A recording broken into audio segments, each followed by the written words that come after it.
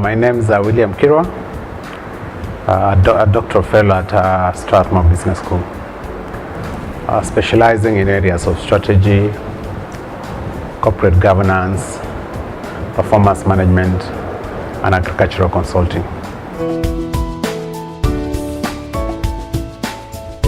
We are going to have excess water, and probably we need to think on how to use that water. We need to be doing dams, countries like areas like Okambani, areas that have low rainfall. I think if we must talk about water availability and sustainability in this country, when El Nino comes, we should look at the positive side of El Nino. We are saying we are getting a lot of water, and therefore the country needs to prepare so that we can do dams in areas where sometimes we lack water, so that we can dam this water, channel this water to specific uses. I know the Minister of Agriculture has been prepared to be able to issue seeds to the farmers so that these short rains, because El Nino is not going to be long, maximum 3 months. So this time that is going to be El Nino, farmers can plow their lands and plant short season crops for purposes of ensuring that we are still sustaining the food security. Of course, if the floods become more, some of those crops will be lost, but then again, agriculture is about risks. You're risking in your farming. So I think that is the best way to utilize the lands. But more importantly, we have crops in the fields in certain areas. Those crops need to be rescued. If it's harvesting, farmers need to harvest or harvested by now, put their crops, their yields, the crop yields in the crop harvest in the storage places where it is okay.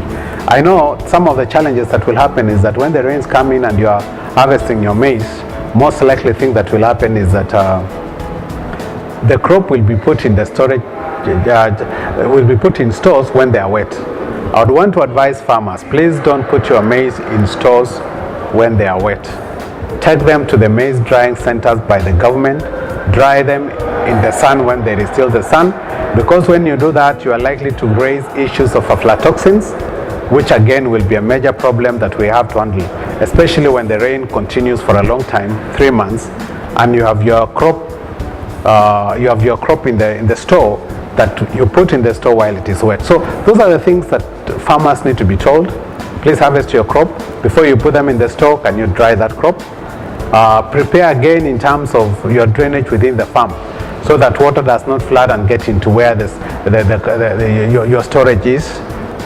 Issues of your livestock, ensure that you have safeguarded in terms of heavy rains so that you are secure. So I think as much as the government is doing what it's doing, there is an individual responsibility by the individual farmers, individual people of Kenya, to ensure that they are also secure. They are doing the right thing. If it's plowing their lands for the short season crops, let them do that at this point. If it's harvesting their crop, can they harvest it at this point? The government is the custodian of the security of the people of Kenya. Be they security in terms of external threats, be they security in terms of internal threats, be they the security in terms of disasters.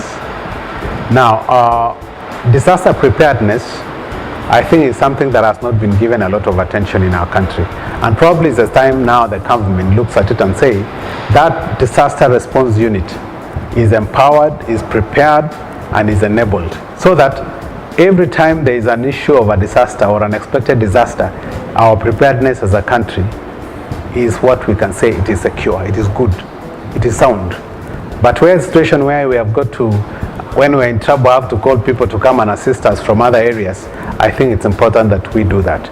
The reason why we have never had probably a consistent disaster preparedness unit is that we have never expected disaster to happen. It happens when we have not planned.